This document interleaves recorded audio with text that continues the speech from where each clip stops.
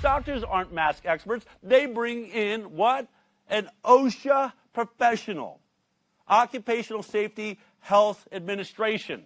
Government agency that focuses on air quality and what you need to do when wearing a mask, how to wear a mask. How about one of those experts? Or how about two? That's exactly what happened, and it went viral. Maybe you remember this. We're very familiar with the whole mask conversation. It really hits kind of near and dear to both of our hearts, which is why we're paying very close attention to all of this, and we are very concerned as environmental health and safety professionals. Let's talk about masks. All right, so what do we know about this virus to begin with? We know that this particular virus is incredibly, incredibly tiny. It is so tiny that it's between 0.06 microns and 0.125 microns. So what that means when it comes to masks, and the homemade cloth masks in particular is really the hot topic that we want to address. They do literally nothing to protect you from disease transmission. Okay, so everybody talks about mask up to protect your neighbors so you don't kill grandma, all that kind of thing. This is what you're hearing from people. Well, what you need to understand from a virology perspective is that that mask is not protecting anybody around you at all. So what we're trained to do in a work environment through federal regulations, through OSHA, is not what we're seeing at the hands of our governor. We just have this blanket mask mandate. And the issue with that is we're not following any other protocols. When you just tell someone to slap on a mask, you don't know any of their medical histories, and you don't know the conditions in which they're wearing the mask, and you don't understand what they may be doing. This is why we wanted to get together and talk about this, because the whole mask usage, there are so many guidelines you must follow. And these homemade masks, while I totally understand the intent is to be kind and selfless and help others, they're actually dangerous. I am honored to be joined right now by Tammy and Kristen. You guys, when you put out that video, when you decided to really start talking about masks, what made you, well, let me take it back a step. What does it mean to be an OSHA expert? Well, for me, I spent 9 years on active duty working in bioenvironmental engineering. What we do is we act as liaisons with government agencies and workplaces to make sure that they are upholding OSHA law and environmental law, because everyone has the right to a safe and healthful work environment. So we are credentialed in all the OSHA laws and the hazard risk analysis involved, and we just make sure that companies are compliant. Now, when I think of masks, I think about most of the studies that we've looked at here on the High Wire are about, medical professionals, doctors wearing masks in very sterile environments. We've talked about really a mask in the ORs just to keep them from drooling into the cavern. Right. It's really not about virus and things like that. But who knows more about masks? The doctors wearing them, or you actually go in and train doctors how to wear them and fit them? So is it, where do you think that line is when people say, well, my doctor says, and they know more than Tammy Clark? What would you say to that? Right, yeah, so this has been one of our biggest issues because doctors specialize in medicine. OSHA professionals, PPE experts like Kristen and myself specialize in PPE and respirators. So our world basically revolves around taking a workplace and with doctors or nurses or surgeons, that happens to be the medical systems or the surgical environment. And so we go in and we assess the risks and the hazard in that work environment, and we determine what type of PPE or respirators they need to be wearing and why. And then we train them on how to properly don and doff their PPE, how to properly wear it. We have to do a medical evaluation to make sure they are fit enough to work in that PPE. Then we have to do fit tests and things like that. We don't explain all of this to the doctors and nurses. They don't need to know all the technicalities behind what we're doing. All they know is, I can work in a surgical mask all day and it's not really that big of a deal. They don't even understand the ASHRAE standards and the increased ventilation and air cycle exchanges that go into the mechanical designs and the HVAC designs of that hospital environment. They have no idea for the most part, unless they're like an OCDOC, an occupational safety and health doctor, who is trained to also do some of this. But there's very few of those professionals compared to the overall healthcare worker environment. You actually have a private company, your own company, right, that actually deals with PPE, yes. And this is what you do. That's what I do, yep. I have been a consultant for many, many years. As an OSHA credentialed professional and a court-approved subject matter expert. I was in the university setting teaching for a while, but I was just getting so many requests to do things on the side, and of course I had kids, so I couldn't do it all for very long. So I started my own company about 10 years ago, and all I've been doing for the past 10 years is compliance, training, testing, working with all kinds of industries, from hospital settings to construction environments, basically helping to make sure that health, safety, and compliance programs are in place so that no matter what type of pathogen or exposure we're talking about with that particular company, their employees are safe. So, obviously, I mean, I said last week on the show that I had said some time ago, masks is not the hill I'm going to die on here. Yeah. But yeah. as we start hearing that, you know, even when there's a vaccine, you're still going to be wearing masks, that none of these things are going to change. So we're now seeing a world of masks, a future of potentially wearing masks forever. As professionals, when this all started, when you started seeing them, and first it was locking down, right? It was social distancing, and then this mask thing seemed to come out of nowhere. And we saw virtually every professional, from Fauci himself to the Surgeon General, saying, oh, yeah, you don't want to wear a mask. In fact, it might even spread the illness. At the very least, it's going to do nothing at all. Right now in the United States, people should not be walking around with masks. When you're in the middle of an outbreak, wearing a mask might make people feel a little bit better, and it might even block a droplet, but it's not providing the perfect protection that people think that it is. And often there are unintended consequences. People keep fiddling with the mask and they keep touching their face. So we recommend that people who are sick wear a mask. We recommend that people who are around someone who's COVID positive wear a mask, but do not recommend that the general public wears masks as a protective mechanism.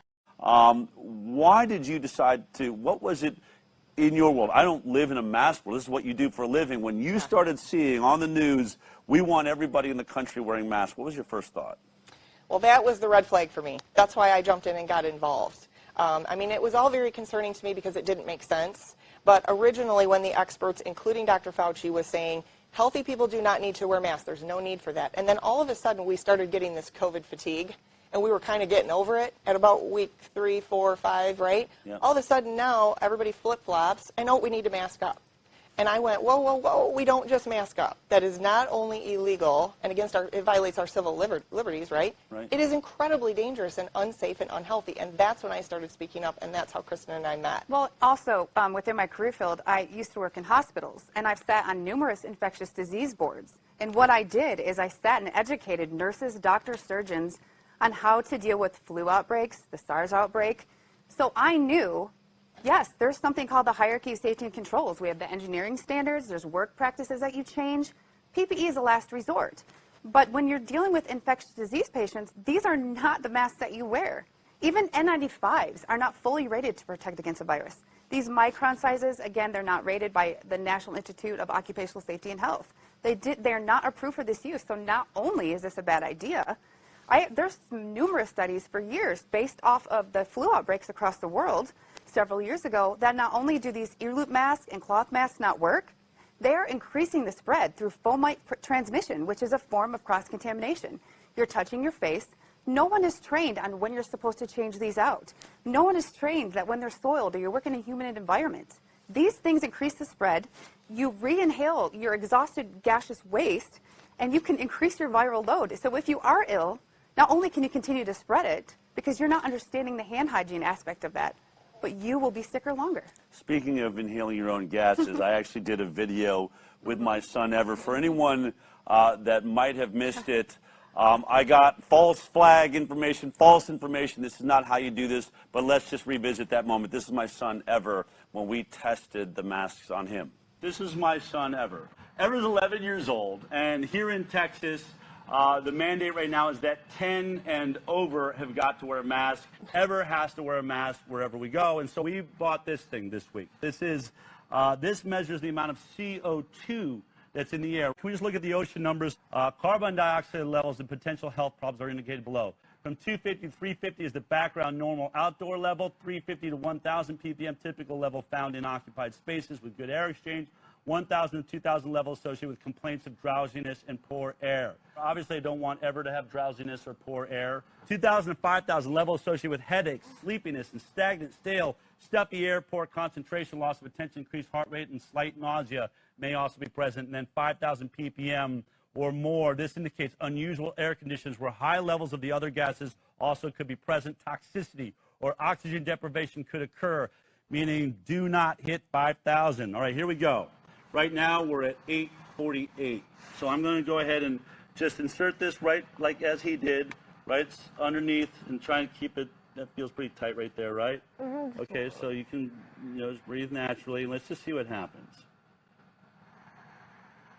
Okay. All right, so we're at 1,367. We've already just passed 2. So now we're in the place where he could be having headaches. He can be, we're at 3,786. Look at this. We've just passed 5,000. Now we're in the toxic level. Right now we could be doing this 7,000 inside this mask of the CO2. 8,000 parts per million. And now this thing's gone off the Richter scale, folks.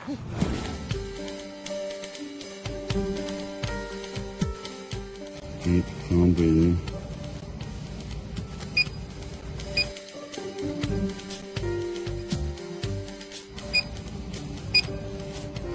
You get the idea, right?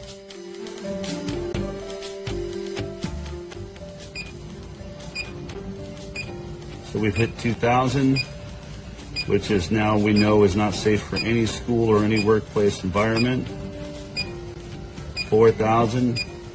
Now we're going over 5,000. Now we're into what's known to be a danger zone, 6,000.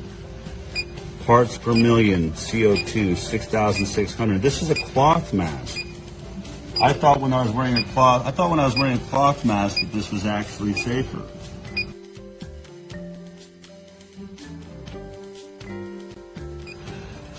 So up in the 9,000s with both of these masks. Upper 8,000s.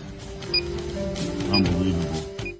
So in that video, all we did, now, number one, it said false information. That Dell is saying that it reduces the oxygen wearing a mask, and that's not true. Now, number one, I didn't have an oxygen monitor. So they were wrong right there. I didn't buy an oxygen monitor. I bought a CO2 monitor. I mean, we went online. We found a good CO2 monitor. We stuck it up in the mask. Now, I can say, and then I saw arguments, well, he didn't have it there long enough. If you watch the first mask he's wearing, he's there for over a minute and a half, 2 minutes, and it just keeps going. The CO2 goes off the charts. I mean, we go above 10,000 parts per million, so the monitor couldn't register it any longer. But, I mean, I get it. I'm taking the monitor. I'm just sticking it up under the mask. Did I just get an incorrect reading? Is that not how you would do this? No, we saw that and we were like, he's doing it right. Del, you did it exactly right. In the world of industrial hygiene, and I'm a senior industrial hygienist, when you are going to test breathing environments or hazards that can be inhaled, you test in the breathing zone. The pulse oximeter test is dealing with oxygen, blood gases, and it just blows my mind. You did it exactly how we're trained to do it in school and out in the field. That is what you do, and the type of meter that you had is instantaneous. And it's designed to be instantaneous because a lot of times those meters are used in confined spaces where you have oxygen deficiency and you immediately have to know. And another aspect of that is you don't even need to do the meter test. The studies have been around since the 1970s that, yes, masks can decrease oxygen by 20%. This is exactly why prolonged mask use is not approved in the workplace. If you were to wear a mask 8 to 10 hours a day, like some workers, that goes against OSHA law, and you have to implement work rest cycles. They're not allowed to be in masks this long because we already have the data that shows prolonged mask use is unhealthy. So we have, I think now, here in Texas, last week we were talking to a bunch of parents. We're all sending our kids to school wearing masks. Everybody's wearing a different kind of mask. Some kids have N95. I've even seen kids with 2 masks. They've got the N95, then the blue one over it, and then the plastic face shield. And they're going in for hours at a time. And I remember one of you, I think, in the video said that when any company is going to start masking for whatever reason, that you go in and test the health of the person and you see if they can handle a mask, correct? Yes, that's what OSHA's respirator standards are based on. We know we have all the studies, like Kristen said, that shows oxygen levels are reduced by up to 20% by putting on a mask, by covering the mouth and nose, for a prolonged period and breathing. It doesn't take very long. Like you with your test with your son, Yeah. the CO2 levels went up quickly. Yeah. O2 levels drop very quickly as well when you do the direct read test like what you did with an oxygen monitor, right? Yeah. So we have the studies. This is why OSHA created a respirator standard in the first place, because the NIOSH studies are there. NIOSH is the National Institute of Occupational Safety and Health. They're basically OSHA's sister agency that does testing. Okay, so we've had these tests for years and years. So now to just tell everybody to mask up and it's not a danger is not only unethical, but it's illegal. So it's not legal in the workplace to allow an employee to work in a mask or face covering without first doing a medical evaluation to make sure that that employee can medically tolerate it, because we know it's very taxing to the cardiopulmonary system when you cover somebody's mouth and nose and then you force them to do their work. Even if they're not working and they're just sitting, it's going to tax their cardiopulmonary system because it changes the way you breathe. You have to forcibly inhale, forcibly exhale, and so it taxes the cardiopulmonary system. We've given people heart attacks by forcing them to do this, and that's why OSHA created the respirator standard in the first place. So the danger and the biggest issue here is OSHA's running around saying, well, this isn't PPE, so it's okay.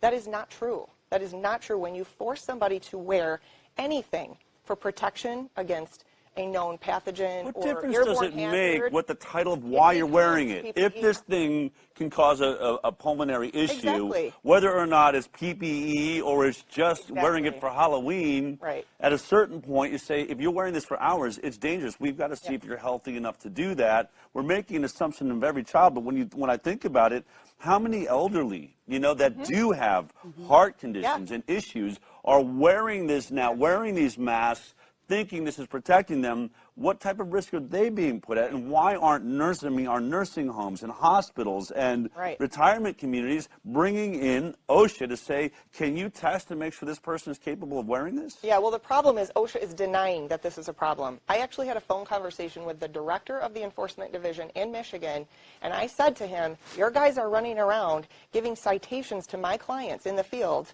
for not wearing masks or threatening them for not wearing masks. When I told them when this all started, look, you're working in the construction environment. It's hot. It was the middle of the summer. You're doing roofing work. You're doing whatever. You are not to be working in a mask. I would be remiss as a safety consultant and your acting safety director if I let you do that, because I know that that's going to reduce your oxygen levels. The last thing I need is for you to be getting dizzy on a ladder or on a roof, right? So you will not follow these guidelines and mask up. That's not only unhealthy, but it's unsafe.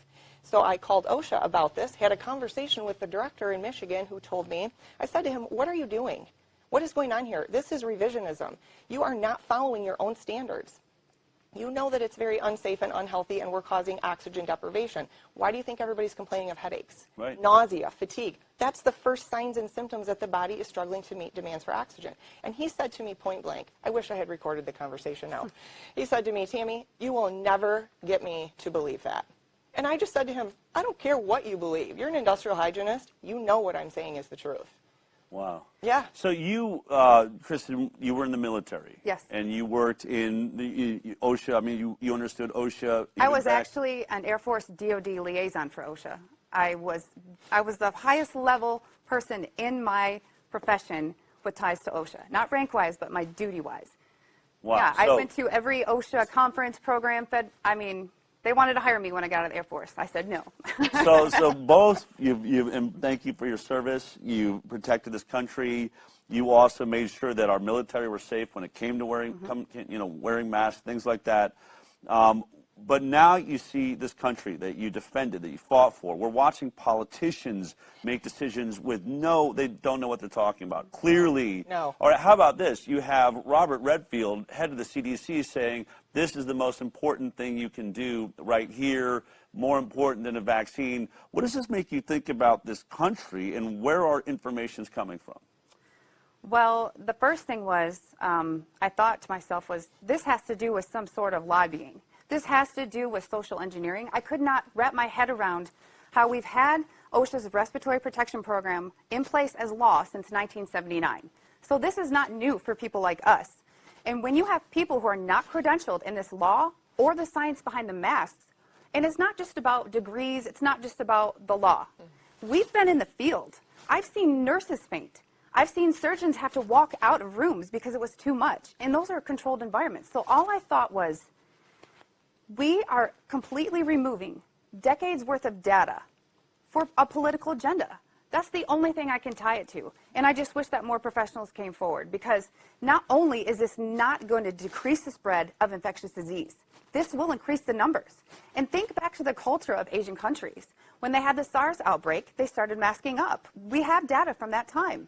And then it became, from information I have found, is it was cultural, and they were fashion statements. So why was there COVID-19 outbreaks over there when they had already been in masks? That's a good point. So then here's the obvious question, the elephant in the room. Where is OSHA? I mean, the entire purpose of OSHA, this is right in their wheelhouse. This is the watchdog for our country to make sure that anyone wearing a mask is safe. And I haven't seen anyone on CNN, anyone on MSNBC. Where is OSHA saying, hey, if this is what we did with Ever. This is what you're saying is too high a CO2 level. This mask is off the charts for my kids. So someone wanted to explain to me from OSHA how this is safe. Where are they? Well, we would like to know the same thing. We have been saying the same thing. We have been screaming it loudly. In fact, we've talked about it. We'll probably lose all of our OSHA credentials. I'm being audited right now by OSHA because I'm being very vocal, and I'm speaking out because this is just simply wrong. This agency was created to protect workers in the workplace. Now they are enforcing on employers that employers are to be the mask police and force their employees to do something that we know by the data and the tests that we have is not only unsafe, but it's very unhealthy. It will create long-term health effects. That oxygen deprivation over long periods, not only is it immediately, you have that acute immediate issue with headaches and fatigue and nausea and things like that, but you're creating long-term health effects too. When you deprive the body of oxygen for a long period of time, it reduces immune function, it causes cancer to be able to grow and thrive, a more acidic environment, because you're increasing also the CO2, which causes hypercapnia and all of that. So where is OSHA? Why are they turning completely now and saying, oh, well, we know that this is a hazardous environment, and so they're lumping it under that. You know, we have an infectious disease, this is a hazardous environment, so in order to protect everybody, we have to do this. But they're creating a cure that's worse than the disease itself. And they know. Those within OSHA at the higher upper levels, they know.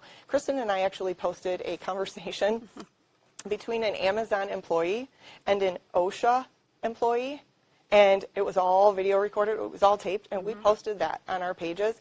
Thank you for calling the U.S. Department of Labor National Contact Center. Amazon has enough people that want that job for whatever reason that each individual employee is disposable.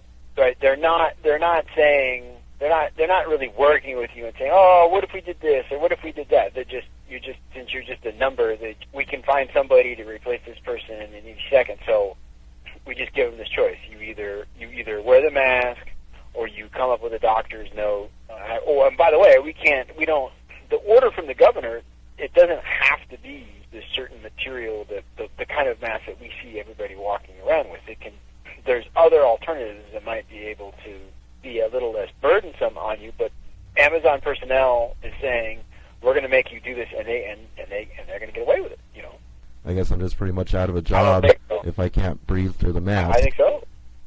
OSHA is now, they're being weaponized is what's going on. They're being weaponized by governors. They're being weaponized to go along with this because it is an agenda of fear and control to social condition us. So now tell me about, you sort of breaking a story here. You came in this morning, you said, hey, we have proof. We've got one of the heads of OSHA down in Florida. Yeah. Tell me about this. Yeah, okay. So we yesterday, 2 days ago, stumbled onto some information by one of the directors of OSHA in Florida named Aaron Sanchez. He wrote a thesis when he was working on his master's degree all about the efficiency and efficacy, basically, of masks. Wow. And this is really interesting because what we found, and I'm going to read a couple little blurbs for you because this is right out of his writings. Okay. Now he's a director of OSHA, and where are we going? Crickets, hiding, right? Shivering in his basement somewhere. He knows this is not right. All right. And yet, if he stand up and says something, he'll lose his job, basically, right? Okay, so he says, surgical masks are not designed to protect healthcare workers from airborne particulates and will not provide as much protection as N95 respirators. So he was studying a surgical mask or a face mask versus an N95, which is an entry-level respirator. Right. Okay? Both sealed and unsealed. Right. Okay. Because we know, and Kristen will get into some of the studies in just a minute, this was based on the 2015 studies that, well, and going back to 2008, that there has been infectious disease outbreaks in hospitals among healthcare workers, but yet they're all wearing surgical masks and N95 masks. How is this happening, right?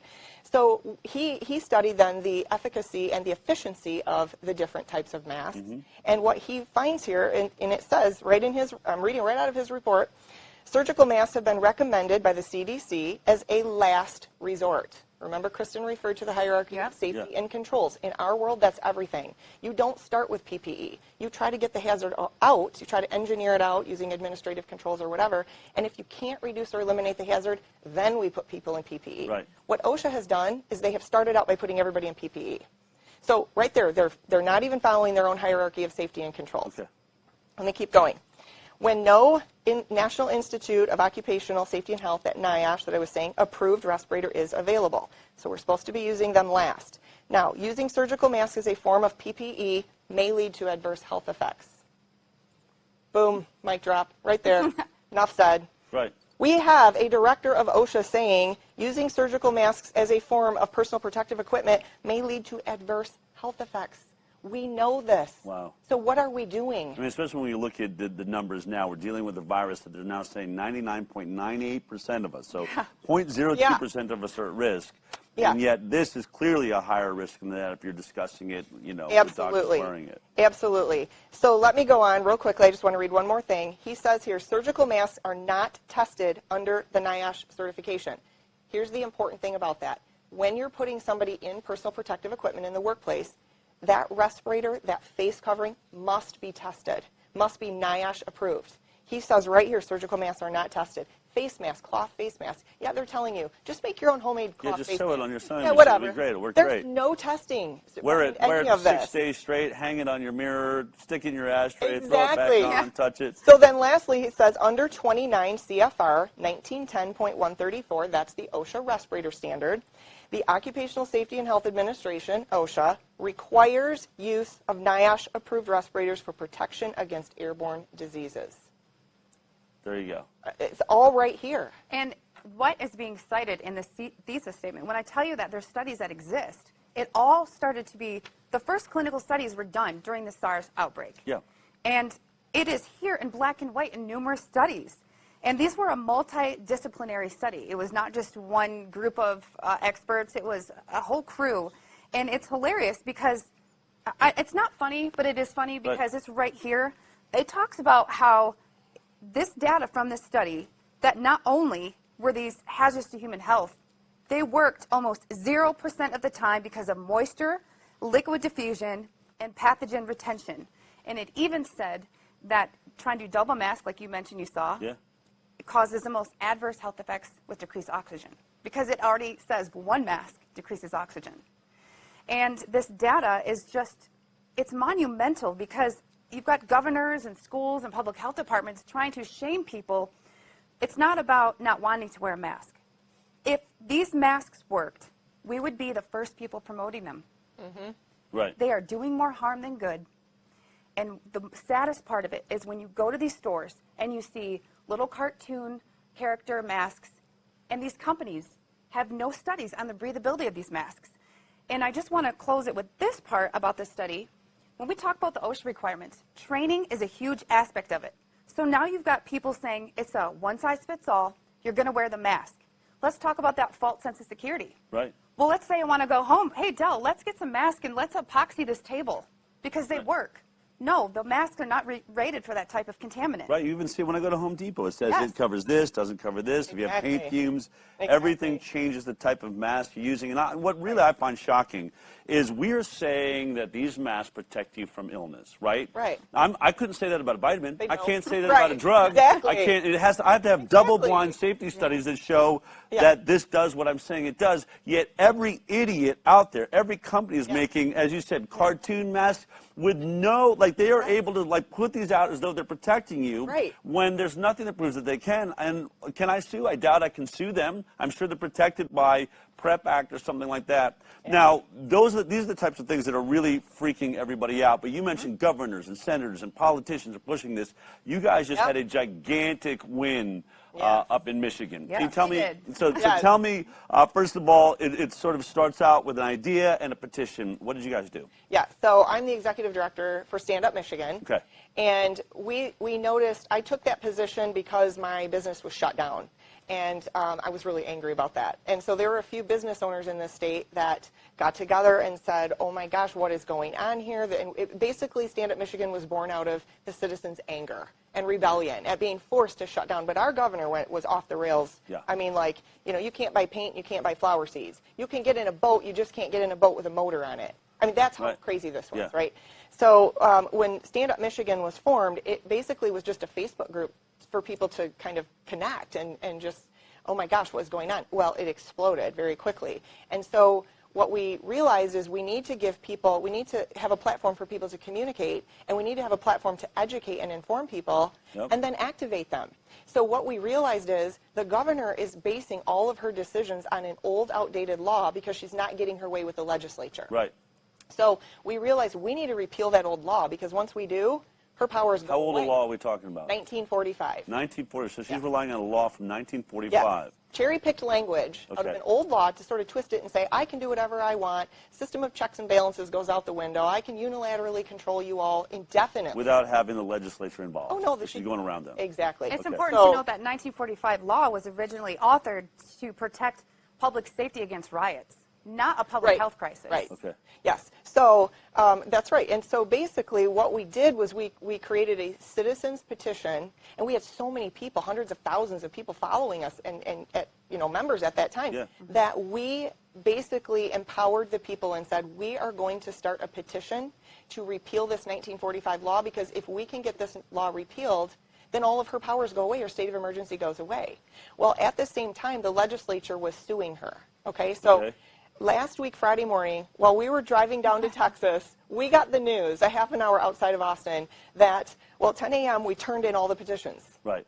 3 How p.m. many petitions? 539,037. 37. How did you get 539,000 petitions? Grassroots. How many people were involved in collecting those signatures? We had over 60,000 petition circulators, citizens, that set up roadside stands. They made their own little signs. Unlock Michigan, sign here. And Whitmer and orders. it was crazy. Everybody in the state of Michigan that is a conservative knew about this petition and was signing or circulating. So you turned it in Friday morning? Yep, so Friday morning. We only needed 342,000, and we got 539,000. And we had a press release. We turned it into the State Board of Elections. It was awesome, right across the street from the Capitol. And then at 3 p.m., the legislature, and that same day, was reviewing, or the Supreme Court was reviewing the legislature's lawsuit, and they ruled in favor of our repeal initiative and struck down her state of emergency. Wow. So Michigan is free. Wow. So, yeah. Yeah, we celebrated in the car. It was like a loud win. And Stand Up Michigan. Yep. And so victory, you've now taken one of the most, draconian-driven, governors in the state. Yes. Obviously, there's some shakeup, there's confusion now. Where do we go from here? Of her, but besides what's going to happen in Michigan, you're going to have to iron that out. What is the message you would have to people around the country that are feeling the same thing? My business is being destroyed. I just saw Regal Cinemas is over. The movie theater chain we've watched for years. Gigantic companies, not just small ones, but then when you think about the mom and pops that just want to make a living and just want to be able to take whatever risk it is to breathe the air. I know. What is it you think that you've sort of represented in Michigan with this petition that others can look at trying to do in their state? Well, I think the biggest takeaway that I would say, and as a business owner myself, because I have been a business owner for many years, and I absolutely refused to shut down. I said, I'm not going to shut down my business. I'm going to keep doing what I'm doing, because nobody has the right to take away my constitutional rights to operate my business, feed my family, make a living, pay my employees. I just flat out refused. Come what may, I'll deal with the fallout. Mm-hmm. So we had a couple of people, and you may have heard of Carl the Barber, America's Barber, right? Yeah. Carl Mankey was from Michigan, 70-year-old barber who said the same thing. Sorry, ain't shutting down. Right. Come what may. OSHA weaponized her attorney general against him. They threatened to take away his license. Well, nobody can take away your license except the state licensing board, right? So he said, let him come for it. He went to court and he won. The governor does not have the right to weaponize her attorney general. They did not win that case. And so basically what that did was set legal case precedent that nobody can take away your business license unless it is an ethical violation or something like that, and the state licensing board rules. So my message to people is stand up. That's why Stand Up Michigan was born. If we all stand up, they can't control us. So if you're able to, now there are employees, I understand, working in situations where they'll lose their job. I understand that. But to the business owners, to those people in positions like Kristen and I, the reason we are being very vocal is because we don't have a boss. And we're in a position that we can stand up. And we've said, if people like us don't, who will? So I would encourage those that are in positions like us, like business owners, just do the right thing. Don't submit to the tyranny, because that's what this is. Stand up and don't be afraid. And you know what? If you get sued, deal with it. It's going to take court cases and legal case precedent to stop this. That's right. That's where we've been successful in Michigan. We've taken on those fights head on, and we're winning. We're winning everything that we're putting our boots to the ground and getting people engaged and activated and empowered. And we in Michigan were really fired up, and we got it done. Kristen, you have stood on the front lines with the military. You've fought for this country. You're on the front lines again, trying to fight for people's businesses, the health of our children. What is it that you want regular people to know that say, hey, I'm not a soldier, I don't know what to do here. What can we do as just normal people trying to get through the situation? Well, I would say the first thing is let them know that their voice matters. We saw that in Michigan. I mean, we had people like retired elderly people that came out and were running those petitions. Know that your voice matters, and you have the say over what happens to your children. You have the power to do it. If you get enough people in numbers together, you can fight for your freedom, you can fight for individual liberty. We need to remember that those of us that take an oath to the Constitution, that thing clearly says against enemies foreign and domestic. And by definition, what many of these governors are doing is pure tyranny. And I just think it's important to just look at the science. A lot of these governors are saying they're citing science. We have the science. The science is there. We need to look at the risk ratio of what are we being asked to do? What liberties are we being asked to basically forfeit compared to what can we do? What we need to do, what the media is not doing, except for you, Del, is let's think about the hierarchy. How about we eat cleaner? Let's hydrate clean water. Let's exercise. Let's build up our immunity. Don't stay in your house. Get that vitamin D. Just know that no matter what, if you feel something is unconstitutional in your state, that's what April 30th, when Governor Whitmer said, well, I'm going to extend the state of emergency, everyone came forward and said this is unconstitutional. Well, last Friday we found out it was. So research your own individual state laws. Know that the law of the land is there to help you conserve all of those freedoms. And I know it's scary, but we're going to get through this, and I hope it's sooner rather than later. We look back and just laugh about this. Not the people that have lost their lives, but at how we allowed ourselves to get in this situation. Yeah.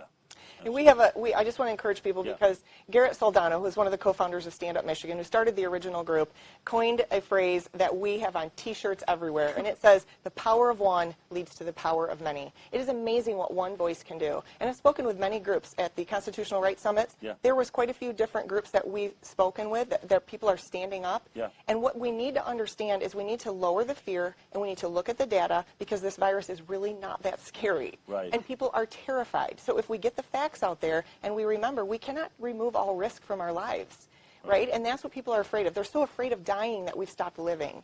So look at the data, lower the fear, don't be afraid to stand up and speak up, because the power of one can really lead to the power of many, and that's exactly what happened in Michigan. Tammy, Megan, you guys are real heroes, and I'll be honest, of all the people I've had on here, what you're saying is, to me, you're coming from a place of knowledge that nobody else is. I can talk to doctors. I've heard them sort of meander around this and show studies, but you work for OSHA. You know what this is all about. It's really great to have your voices out there. I think really you should, I would consider you're whistleblowers. I mean, you are people that work for OSHA. They are not speaking out. You are. Thank you for doing, your service to this country. Thank you. And keep up the great work, all right? Thank you. We definitely Thanks will. for having us. Absolutely. We're not going away. If you like that clip, then be sure to check out our live broadcast of The High Wire every Thursday morning at 11 a.m. Pacific Time. You can watch it on Facebook, iTunes, and Twitter. We'll see you there.